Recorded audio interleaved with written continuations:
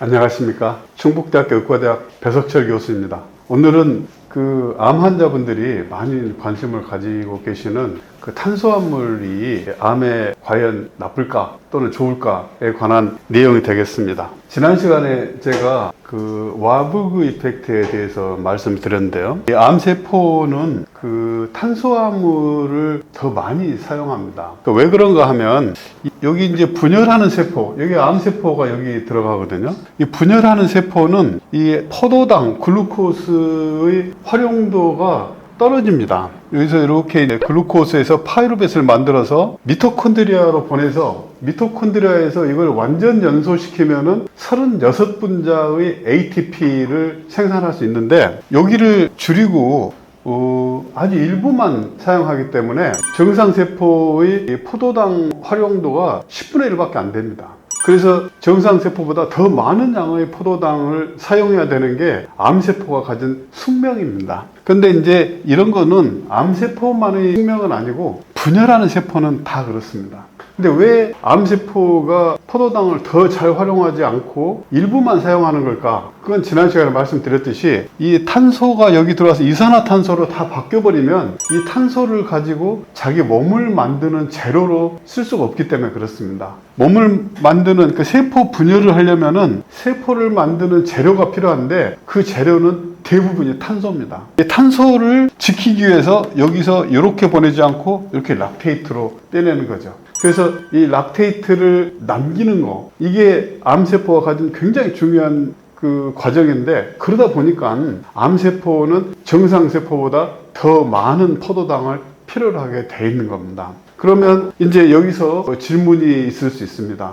암세포가 포도당을 정상세포 더 많이 소비하기 때문에 포도당 섭취를 줄이면 그러면 암세포가 포도당이 부족해서 잘 못 자라지 않겠느냐, 이런 생각을 할 수가 있습니다. 바로 이제 이 와부그 효과에서 포도당 소비가 많은 이 암세포에 대해서 탄수화물 섭취를 줄여가지고 암세포의 성장을 줄여보자, 이런 생각은 아주 단순한, 쉽게 직관적으로 할 수가 있는데, 이 암세포 에너지가 포도당이니까 이걸 줄여보자 하는 거고, 그래서 이제 암 환자들은 슈가 프리, 당이 없는 음료라든지 그런 식품들을 선호하게 된다, 이런 걸 많이 들으셨을 겁니다.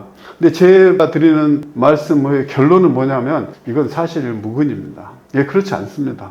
근데 이제 포도당이든 뭐든 너무 과하게 먹는 것은 당연히 좋지 않죠. 근데 꼭 필요한 만큼은 먹어야 되는 겁니다. 이제 포도당 섭취를 줄이는 경우는 암 환자뿐만이 아니라 다이어트를 하는 여성들에서도 많이 보입니다. 왜냐하면 사람의 비만의 원인이 무언가를 쭉 살펴보니까 과거에는 지방분을 많이 섭취하는 게 비만의 주요 원인이라고 생각을 했었습니다. 근데 현대에 와서는 적어도 지방보다 탄수화물이 비만의 더 큰 원인이라는 것이 밝혀졌습니다. 그래서 비만을 피하려면 탄수화물 섭취를 줄여야 되는 거, 이거는 너무나 잘 알려져 있는 일입니다. 그런데 어느 정도 이상 탄수화물 섭취를 줄여버리면, 예를 들면 극단적인 탄수화물 없는 식단으로 식사를 계속 하게 되면 어떤 문제가 생기냐면 다이어트 산증이라는 게 생깁니다. 이 다이어트 산증은 우리 몸에서 꼭 필요로 하는 탄수화물 양이 유입되지 않을 때 이게 체액의 이 산성도가 높아 산성화 되는 겁니다. 보통 이제 우리 몸의 전체 체액의 pH, 산성도를 나타내는 수치죠. pH는 7.4인데 7.0이 완전 중성입니다. 7.4면 약간 염기성인 겁니다. 근데 여기서 0.05가 떨어지면, 그러니까 7.45가 되죠. 그러면은 7.35네요. 7.35가 되면 0.05 떨어지는 건데 그게 생명을 위협하는 겁니다. 이런 걸 보고 애시도시스 또는 케토시스라고 하는데, 극단적인 다이어트를 하는 여성들에게 나타나는 많은 경우에 사망의 원인이 되기도 합니다. 그러니까 암세포의 성장을 억제할 수 있는 정도 수준의 탄수화물 섭취를 줄이게 되면은 반드시 산증이 생기게 되고 오히려 위험해집니다. 그러니까 탄수화물 섭취를 줄이면은 암세포 성장을 줄인다 하는 거는 틀린 생각은 아닙니다. 그런데 우리 몸 자체도 같이 위험에 빠지기 때문에 현명한 방법이 아니라는 걸 알 수 있습니다.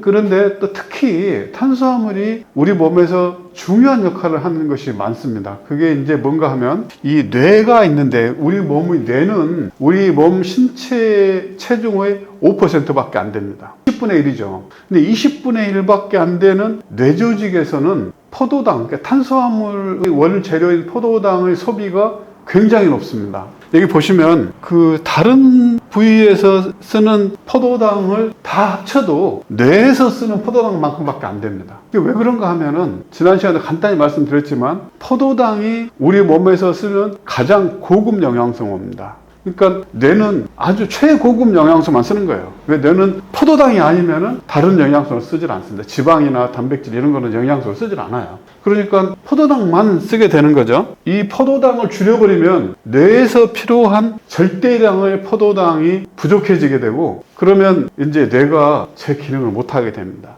뇌가 제 기능을 못할 때 가장 처음 느껴지는 건 뭐냐면은 이 불편함이고 그것은 짜증이 나게 됩니다.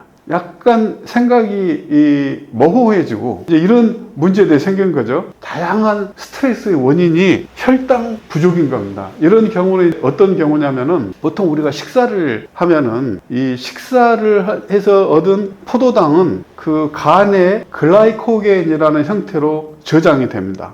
그래서 이제 식사하고 난 후에도 한동안 배가 안 고프죠. 근데 그 허기가 느껴질 때는 언제냐면 바로 간에 저장했던 글라이코겐이 다 소비되는 겁니다.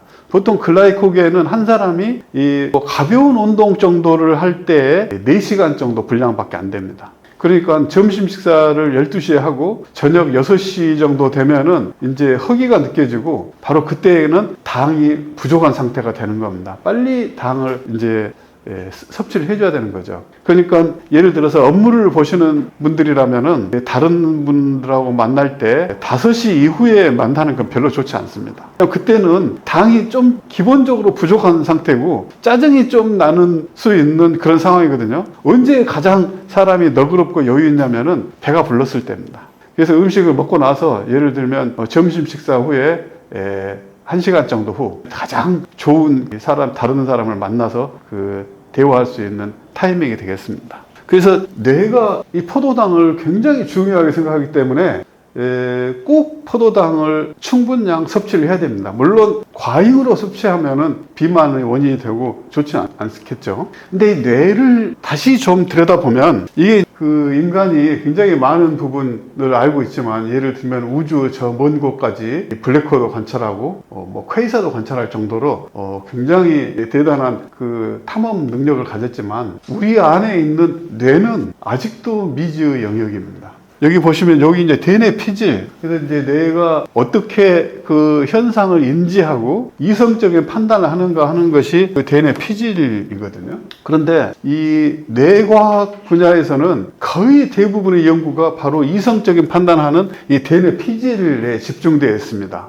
그런데 그 정말 중요한 부분은 어디냐면은 인간의 감정을 컨트롤하는 것입니다. 미움, 사랑, 증오, 기쁨, 슬픔 이런 감정을 도대체 어디서 느끼는 걸까요? 여기 노란색으로 표시되어 있는 시상하부라는 데서 이걸 하게 됩니다. 그걸 어떻게 알았을까요? 이 시상하부를 수술로 제거하면 감정이 없어져 버립니다. 기쁨도 슬픔도 모르게 됩니다. 그러니까 바로 이 시상하부가 인간의 감정을 조절하고 느끼는 아주 핵심적인 부위라는 걸 알 수 있습니다. 근데 이 시상하부 바로 아래쪽에 굉장히 중요한 기관이 있습니다. 그건 뭐냐면 뇌하수체라는 곳입니다. 이 뇌하수체는 우리 몸의 전체의 항상성을 조절하는 것입니다. 그러니까 뇌라고 하는 것은 생각만 하는 것이 아니에요. 우리 몸 전체의 균형을 유지하는 곳인데 그러면 균형을 어떻게 유지하냐면은 바로 호르몬입니다. 우리 몸에서는 갑상선에서는 갑상선 호르몬, 췌장에서는 인슐린, 그리고 부신 피질에서는 부신 피질 호르몬. 다양한 장기에서 다양한 호르몬을 만드는데 그 모든 호르몬이 단 하나도 예외 없이 뇌하수체의 지배를 받고 있습니다. 그런데 이 뇌하수체가 무엇이 지배를 받을까요? 바로 그 옆에 있는 시상하부의 지배를 받습니다. 그러니까 인간의 감정이 우리 몸의 호르몬 시스템 전체를 지배하고 있고 그러면서 호르몬 시스템이 인간의 건강을 지배하기 때문에 이 모든 것은 다 연관되어 있는 겁니다. 또 하나 중요한 점은 바로 우리의 몸의 호르몬 시스템을 조절하는 이 뇌하수체라고 하는 것이 우리 몸의 다른 어떤 곳에 있는 것이 아니라 우리 몸의 가장 신비롭고 가장 깊숙한 곳에 자리 잡고 있습니다. 뇌 안에 가장 깊은 곳에 이 수체가 있거든요. 얼마나 중요하게 그 생명체가 다루고 있는지를 알 수가 있습니다. 이 뇌하수체를 좀 더 살펴보시면 이 인체 호르몬 시스템의 중추인데요. 여기가 뇌하수체가 여기 있습니다. 이제 그 갑상선 호르몬을 지배하는 갑상선, 부신 피질 호르몬, 남성 호르몬, 여성 호르몬, 인슐린 등등. 아까도 말씀드렸지만 어떤 호르몬도 뇌하수체의 지배하에 있지 않은 호르몬은 없습니다. 한 예를 들어보면 여기 부신 피질 호르몬은 위에 조그맣게 붙어있는 혹처럼 붙어있는 것이 비인이라고 하는 건데요. 이 부신 피질 호르몬은 주로 스테로이드 호르몬입니다. 이 스테로이드 호르몬이 언제 분비되냐면은 마음이 평온할 때 분비가 되는 겁니다. 그러니까 분노하거나 미워하거나 또는 두렵거나 이런 감정이 팽배했을 때는 이 부신 피질 호르몬은 만들 수가 없습니다. 그거는 바로 그 수체가 그 위에 시상하부라고 하는 감정을 조절하는 부위의 지배를 받기 때문에 그렇습니다. 그럼 예를 들면 어쩌다가 무슨 불안한 일이 있고 해서 잠을 못 잤다. 그러면은 여기서 부신 피질 호르몬을 거의 못 만듭니다. 그러면 이 피부가 굉장히 거칠어져요.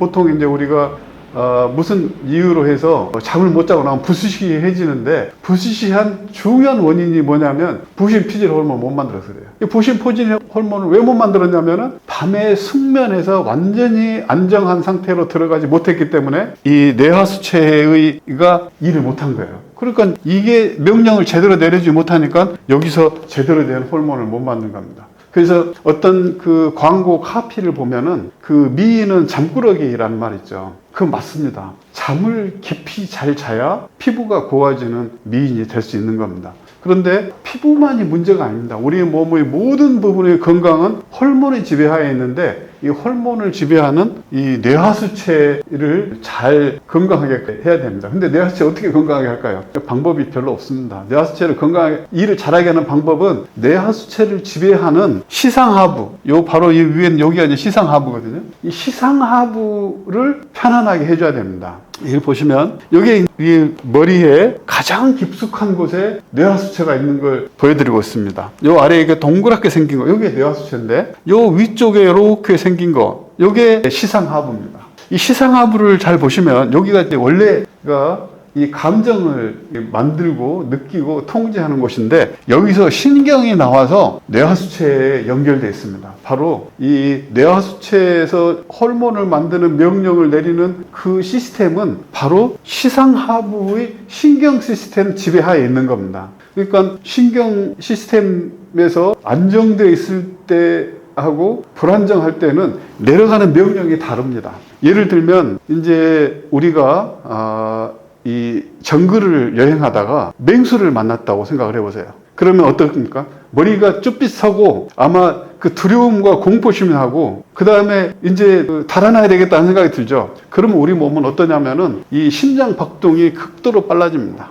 호흡이 가빠지고 그리고 몸 안에 있는 그 당분이 굉장히 필요해요. 왜냐하면 힘을 쏟아야 되니까. 그래서 혈당치도 급격히 올라갑니다. 그 모든 것이 어떤 과정에서 일어나는 걸까요? 바로 머리에서 느끼는 두려움과 공포심이 스트레스가 되어서 여기 시상하부에서 느끼는 감정이 여기서 뇌하수체를 자극해서 이 모든 것을 다 만들어내는 겁니다. 그러니까 만약에 두려움이나 또는 그 증오심 이런 것들이 마음속에 차 있으면 이 시상하부는 항상 긴장된 상태, 두려움과 어떤 그 극단적인 상황에 대응하는 아주 긴박한 상황에 놓이게 되는데 그런 상황에서는 이제 안정된 상황하고 다른 시스템이 되고 그거는 오래 지속되면은 우리 몸에 해가 된다. 그런 거는 아주 짧은 순간 우리 몸을 방어하기 위해서 작동하는 것이지 지속적으로 그런 상황이 있게 되면은 우리 몸은 그 항상성이 파괴되게 돼 있습니다.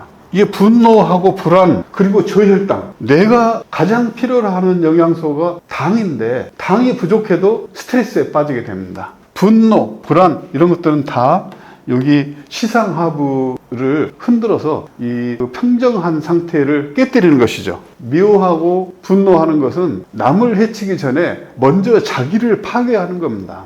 그러니까 평정심을 가지는 것이 우리 몸의 건강한 상태를 유지하는데 굉장히 중요합니다. 오늘 말씀드린 것 중에 가장 중요한 것은 암 환자분들이 암세포가 포도당을 더 좋아하기 때문에 포도당을 또는 탄수화물을 더 적게 먹어야 되겠다 하는 생각은 바로 이런 때 때문에 위험한 것입니다. 그러니까 암세포만 보면은 그것은 오를 수 있지만 우리 몸 전체를 보면은 우리는 필요한 만큼 포도당을 꼭 섭취를 해야 됩니다. 여기를 보시면 감정이 뇌하수체를 지배하는 겁니다. 이 감정은 시상하부에서 통제하고 있고 그 시상하부가 호르몬 전체를 지배하는 뇌하수체를 지배하기 때문에 그렇습니다. 이 뇌하수체가 우리 몸의 건강 전체를 지배하고 있는 거예요. 여기서 정확하게 제대로 작동돼야만 우리 몸은 건강한 상태를 유지할 수가 있습니다. 우리 몸에서 나타나는 수많은 문제들, 고혈압, 당뇨 이런 것들은 다 뇌하수체의 기능하고 관련되어 있습니다.